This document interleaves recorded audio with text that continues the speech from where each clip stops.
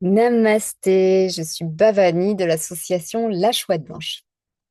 Alors, en ce moment, on est beaucoup à être complètement paumé. En tout cas, être dans un espace-temps comme stoppé, ralenti. Il y en a qui vivent des choses nouvelles, etc. Et je voulais te parler un petit peu de cet état, en tout cas de mon expérience par rapport à ça. Et celle de se laisser le temps. En plus, là, on arrive au mois de juin. Et au mois de juin, souvent le mois de juin, c'est rempli de plein de choses, rempli au niveau agenda. On a plus de sollicitations à l'extérieur. Heureusement, là, le temps qui oscille comme ça bah, nous permet de redescendre. Par exemple, moi qui suis actuellement dans le sud de la France, eh bien aujourd'hui, par exemple, il pleut. C'est quelque chose qui est très rare dans le sud de la France. En tout cas, là où je suis actuellement, ça fait des années que je suis là, une dizaine d'années, et j'ai pas encore vu ça. Un temps comme ça au mois de juin, on dirait que je suis dans le nord, parce que moi, je suis originaire du nord de la France. Donc, ça nous permet, bonté divine, merci, de stopper, de ralentir. Donc là, on est le 2 juin déjà. Et donc, le mois de juin, voilà, je voulais te dire que bah, il y a les fêtes d'école, il y a l'année scolaire se clôture en fait, hein, et donc il y a tous ces rendez-vous. Il y a même la journée mondiale du yoga, la fête de la musique le même jour. Enfin, bon, bref, le mois de juin, c'est ça, c'est chargé. Et en plus, bah, vous avez remarqué, tout s'accélère. Alors, comment faire dans cette réalité que nous vivons un peu spéciale, où à la fois tout s'accélère et à la fois il y a comme un arrêt sur image.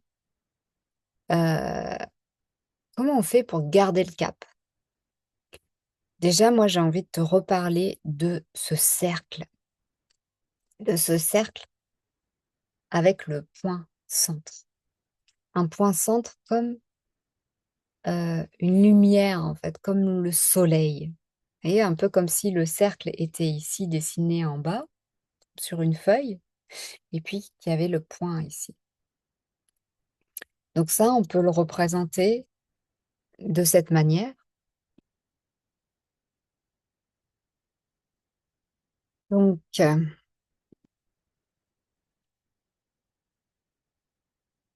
voilà, donc normalement, vous voyez l'écran.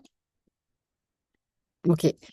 Donc la partie en fait qui est ici, ça représente notre état de concentration, dharana. C'est l'espace où on va aller pour justement ne pas se laisser happer par notre mental dans ce type de situation. Parce que c'est une situation pas habituelle. C'est une situation qui peut provoquer plein de pensées, de l'inquiétude, etc., des pensées erronées, quelque chose qui n'est pas la vérité. Et donc, notre rôle, grâce à notre pratique de yoga notamment, c'est de nous ramener à l'intérieur de ce cercle. Ce point, souvenez-vous, je vous en ai déjà parlé dans une autre vidéo, ce point, c'est l'état méditatif, hein, c'est notre état de réalisation. Et donc, notre objectif, c'est de rester dans ce cercle de concentration pour, et qu'on développe par notre pratique pour justement pouvoir eh bien, aller vers cet état de réalisation, ce point neutre. En fait, l'état, donc là, je vous ai représenté euh, d'une autre manière. Donc, bon, là, le point, c'est juste l'ombre, entre guillemets, parce qu'il y a toujours le soleil et l'ombre. L'état de réalisation suprême, en fait. Notre état guéri, notre état libéré de toutes nos souffrances, la libération, moksha, c'est vers quoi la pratique du yoga nous amène. En fait, ce point-là, c'est l'état de réalisation, c'est l'état yoga. Yoga, c'est ça en fait, c'est ce point que vous voyez là, et qu'on cherche à atteindre. Et c'est pour ça qu'on dit que le yogi, la yogini, c'est un chercheur, une chercheuse de vérité. Voilà, j'espère que ça vous a éclairé. N'hésitez pas à poser vos questions dans cet espace-temps un peu étrange que nous vivons. Et voilà, je vous souhaite une bonne journée, une bonne soirée, et puis à bientôt.